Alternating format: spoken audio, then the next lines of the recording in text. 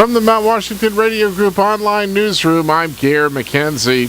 Supporters of a bill that would strengthen protections for women to breastfeed in New Hampshire hope a New Hampshire Senate committee will recommend more study of the proposed bill this summer.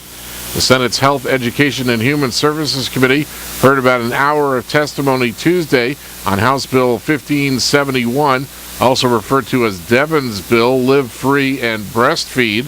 The bill was written by New Hampshire State Representative Ed Butler, Democrat of Hart's location, with Kate Frederick of Conway, who was fired from her job working as a counselor for the New Hampshire Department of Health and Human Services after a dispute with her supervisor about her right to breastfeed her child at work and the options offered to her to do that.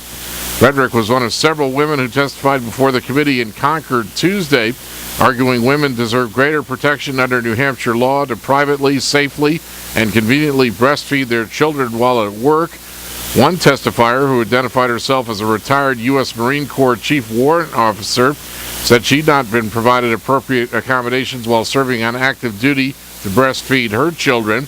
Another woman who works as a restaurant server testified she should have been offered a private room, but instead was asked to pump breast milk in a bathroom or out in her parked car during the winter. Frederick testified that for her, breastfeeding was not only a matter of convenience, but also a health issue for her and her son, Devin.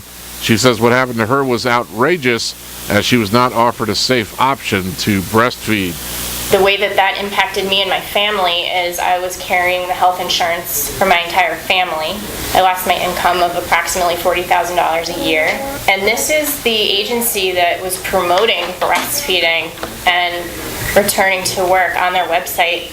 And it was World Breastfeeding Month and National Breastfeeding Week when this was happening to me. And they're the leaders in the state. It wasn't a matter of them not being educated. They promote all the materials on their website. New Hampshire's been severely embarrassed, and if there aren't laws in place to lead employers and employees, then this will continue.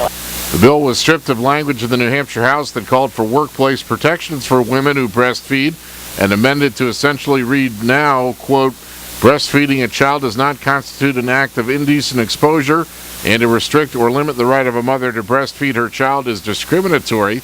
An individual shall be allowed to feed her child by bottle or her breast in any place open to the public. Frederick, who says it's a public health issue, not just a women's health issue, and her supporters want language inserted into the bill to clarify a woman's right to reasonable accommodation to breastfeed while at work. A representative for the Business Industry Association testified at the hearing. He had concerns about the wording of the current proposed legislation, but was willing to meet to discuss them in an attempt to craft a more detailed bill. A question was also asked as to whether the legislation would put an undue burden on business owners and lead to them having to offer accommodations, such as allowing a worker to bring an ill relative to work. The committee is expected to make its recommendation Tuesday on the status of the bill and where it goes next. The New Hampshire Department of Health and Human Services has not responded to requests for comment on Frederick's appeal of her dismissal. In Maine news, Governor Paul LePage says Democrats have put politics before the best interest of Mainers in their rejection of a bill that would have allowed children younger than 16 years old to work in bowling alleys or movie theaters. The Republican governor blasted the legislature for killing the bill yesterday. It also would have allowed minors younger than 16 to get work permits directly through the Department of Labor when school is not in session, instead of asking them to go through their school superintendent first. LePage said lawmakers, quote, would rather punish 14 and 15-year-olds than approve one of his administration's bills. Democrats raised concerns about potentially weakening child labor laws and said cutting superintendents out of the work permit process is a bad idea.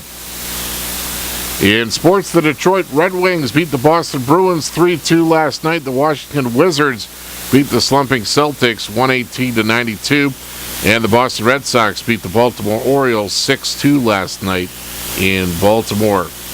In the weather, mostly sunny today, highs in the lower 40s. Northwest winds around 10 miles per hour. Partly cloudy tonight, lows around 20.